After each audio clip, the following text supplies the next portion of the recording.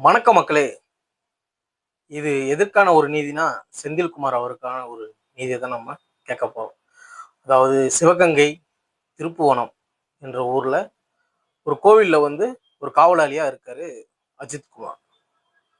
அந்த அஜித் குமார் நம்ம விசாரிச்சு தான் அவர வேலையில சேர்த்திருப்பாங்க. என்ன மாரி கேரக்டர் என்ன அப்படின்ட்டு ஒரு கோவில்ல சேர்க்குறாங்கன்னா, அவரு கண்டிப்பா ஒரு நல்லவரா இருப்பாருன்னு தான் அவர கோவில்ல ஒரு காவலாளியா போட்டுருக்காங்க.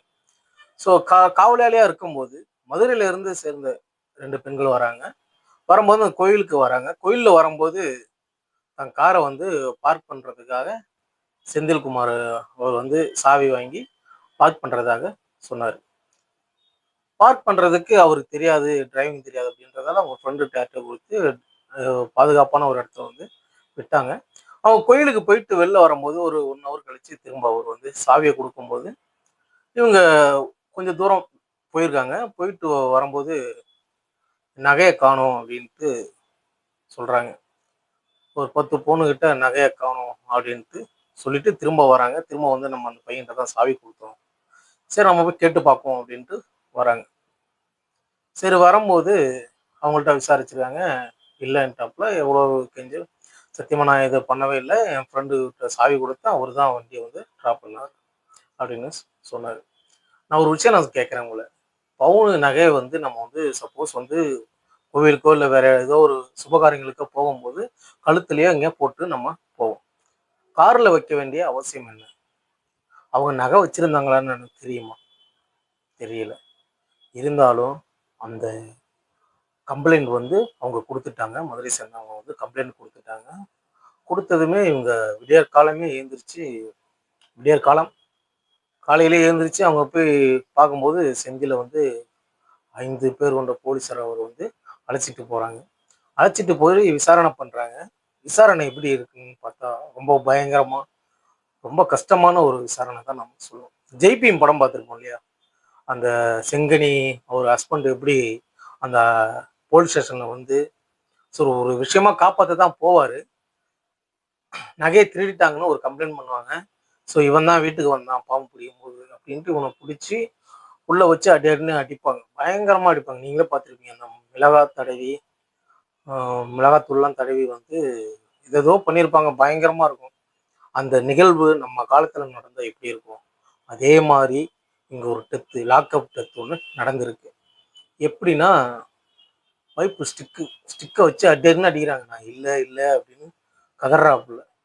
அதுக்கு அவங்க ஒத்துக்கவே மாட்றாங்க. பாவம்ல ஒருத்தர் அடிக்கிறது எவ்வளோ ஒரு கொடுமையான ஒரு செயல். நீங்க கேஸ் போட்டு உள்ள கூட வைங்க, தப்பு கிடையாது. விசாரணையின் போது அது தெரிஞ்சிருக்கலாம். சரி அந்த 10 பவுன் வச்சிருந்தாங்கன்னு எப்படி நீங்க கன்ஃபார்ம் பண்ணீங்க? நான் கேட்கிறேன். அவங்க சொன்னாங்கன்னு நீங்க கேஸ் எடுத்துக்கிட்டீங்க ஓகே.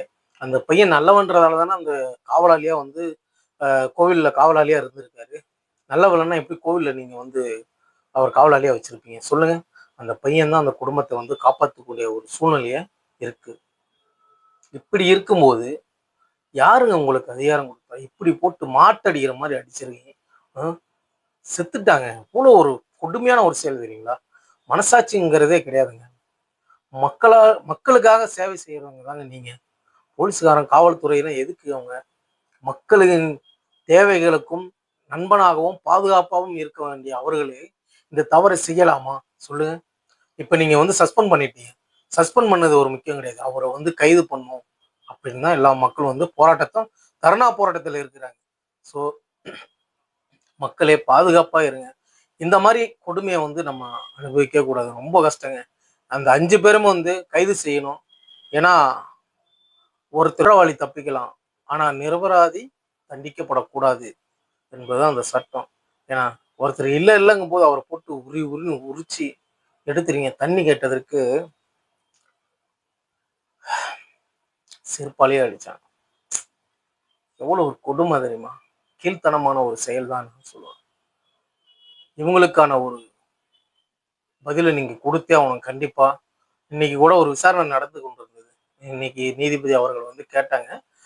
நீங்க யார பாதுகாக்கிறீங்க? ஆசித் அந்த எஸ்பி அவர் பணியிட மாற்றம் செஞ்சிருக்காங்க.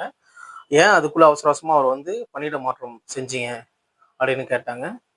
So be careful. இந்த நாட்டுல நம்ம வாழ்றது பெரிய ஒரு விஷயமா இருக்கு. ஸோ பாதுகாப்பாக இருங்க. ஒரு பக்கம் மத பிரச்சாரம் அந்த மாதிரி பிரச்சாரத்தில் போயிட்டு இருக்கு. ஸோ நம்ம வாழ்றது ரொம்ப ரொம்ப கஷ்டமா இருக்கு. இப்போ எத்தனையோ பொருள் வந்து போதை பொருள் அந்த பொருள் கடத்துறாங்க. அவனை யாருன்னா கண்டுபிடிக்க முடிஞ்சுதா? உங்களால் முடிஞ்சுதா? முடியும். டப்புன்னு நம்ம கண்டுபிடிக்க முடியும். எவ்வளோ பெரிய ஆளாக இருந்தாலும் ஒரு சாதாரண மனுஷன்றதால தான் அவரை போட்டு இந்த அடி அடிக்கிறீங்க. அதே ஒரு அரசியல் பின்புலம் இல்லை பணக்காரனா இருந்தால் அவர் தொடுவீங்களா?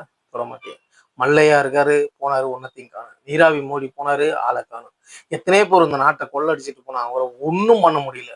ஒரு 10 பவுன் திருடிட்டாங்கிறது கன்ஃபார்மும் கிடையாது. அவரை போட்டு நீங்க அடிக்கிறதுக்கான வாய்ப்பு என்ன சொல்லுங்க. கோர்ட்டுக்கு சரமாரியான ஒரு கேள்வியை கேட்டிருக்காரு ஐயா நீதிபதி அவர்களுக்கு ரொம்ப நன்றி.